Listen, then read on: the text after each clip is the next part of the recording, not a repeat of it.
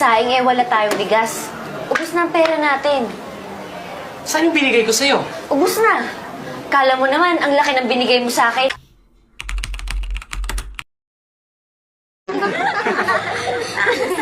Sana, sa susunod, magluto ka bago ng mga kapitbahay. Akala ko, magdadala ka ng pagkain kaya hindi na ako nagluto. Yan ba na naman? Ako pa rin. Ni kanin wala pa. Paano ako magsasaing wala tayong bigas? Ubus na ang pera natin. Saan yung binigay ko sa'yo? Ubus na. Kala mo naman, ang laki ng binigay mo sa akin. Sana sinabi mo sa akin. Pati ba naman yun isipin ko? Pagod na ako sa trabaho. Dapat ikaw yan. Kung magsalita ka para naman akong walang ginagawa dito, tingnan mo tong kamay ko.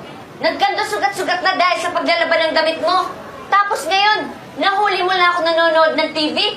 Akala mo ang laki na ng kasalanan ko sa'yo? Sana lang, ikaw ang babae! Huwag mo ako sisihin kung wala kang pagkain. Ikaw tong lalaki, ikaw tong dapat magbakain. Ikaw tong nagmamalaking kaya mo akong buhayin. Tapos ano? Ha? Huwag mo ako sigawan! Nanay ko nga hindi ako sinasigawan!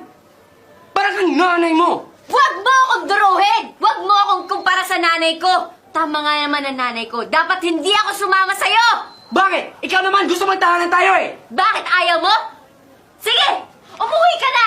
Wala akong pakialam sa'yo!